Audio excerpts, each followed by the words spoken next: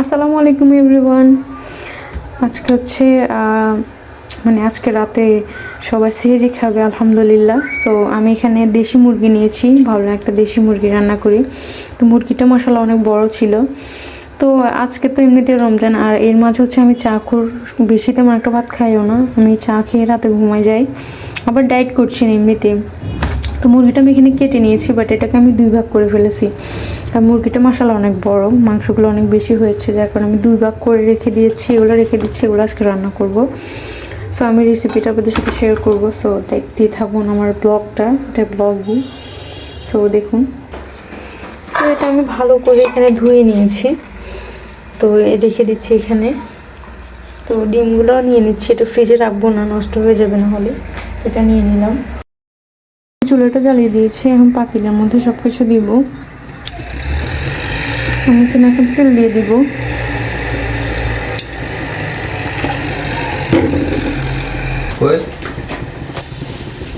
তো এই যে আমি এখানে ফোড়নগুলো এখন দিয়ে দিব।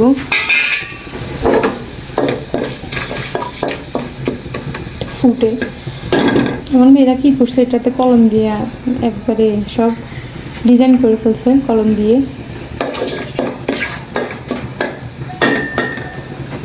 তো আমি এখানে এখন দিয়ে দিব হচ্ছে আমি এখানে আদা রসুন এবং পেঁয়াজকে ব্লেন্ড করে নিয়েছি।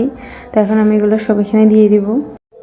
আমি বেশিরভাগ সময় ট্রাই করি মুরগিতে সব কিছু ব্লেন্ড করে দেওয়ার জন্য, মানে গ্রেভিটা ঝোলটা খেতে অনেক ভালো লাগে। তো আজকেও সেটাই করলাম। আমার কাছে ঝোলটা সব কিছু ব্লেন্ড করে দিলে ঝোলটা খেতে ভালো লাগে।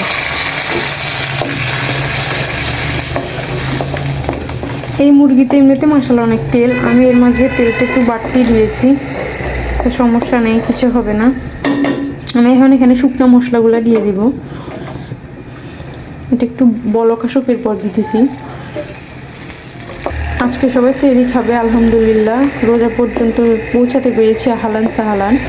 রোজা পর্যন্ত পৌঁছাতে পেরেছি, এই জন্য অনেক খুশি আলহামদুলিল্লাহ।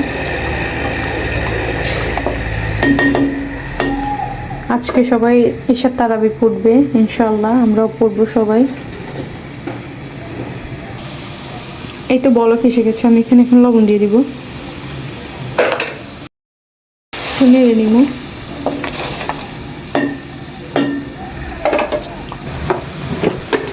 এখন এখানে হলুদ দিয়ে দেবো। আমার এই হলুদগুলো কিন্তু অনেক কড়া, এগুলা মাশাআল্লাহ অনেক কড়া কিন্তু এগুলা। তো 1 চামচের মতো আমি দিয়ে দিলাম, যেহেতু আমি আলু দিয়ে রান্না করব, বেবি আছে, প্লাস আমি নিজে আলুটাকে দিয়ে খেতে পছন্দ করি। আমি এখানে মরিচের গুঁড়া দিয়ে দিব 2 উঁচু উঁচু করে 1.5 চামচ দিয়ে দিলাম। মিক্স করে নেব। এখন আমি দিয়ে দিব হচ্ছে বাসপদ মশলা। এই যে বাসপদ মশলা দিয়ে দিচ্ছি।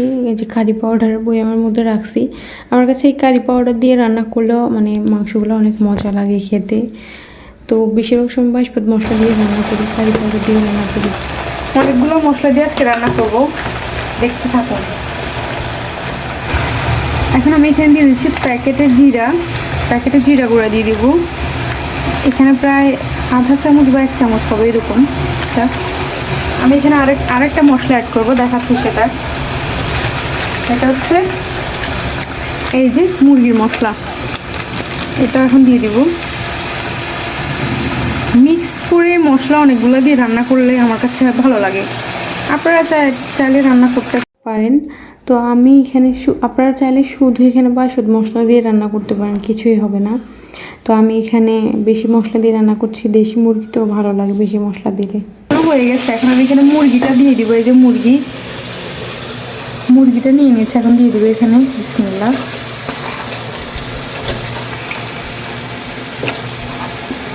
এই যে আন্ডে,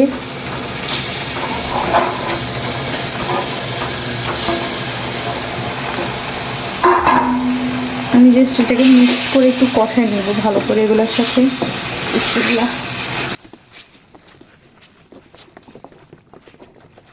আজকে কে কী রান্না করছেন প্লিজ কমেন্টে জানাবেন। এটাকে আমি জাস্ট এইভাবে ঢাকনা দিব না, ঢাকনা ছাড়া জাস্ট একটু কষা নিব, কারণ ঢাকনা দিলে এটা মাংসের যে কাঁচা স্মেলটা এটা আবার মাংসে রয়ে যাবে।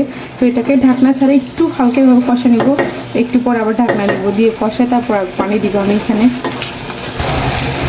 এটা কষানো হয়ে গেছে, আমি এখানে পানি দিয়ে দিব। পানি দিয়ে ঢাকনা দিয়ে দিব। ঢাকনা দিয়ে একটু কষেছি, যেটা আমি নিই নাই, স্কিপ হয়ে গেছে। তো এই যে এখানে আমি যে মশলাটা নিয়েছি এগুলো ধুয়ে আমি এখানে ডাইরেক্ট পানি দিয়ে দিচ্ছি। এতটুকুর মতো পানি দিয়ে দিচ্ছি, যেহেতু এটা হইতে একটু লেট হবে এবং এটা একটু হইতে লেট হয়ে পরে আমি আলু দিব এখানে। এভাবে হয়ে নিক কিছুক্ষণ।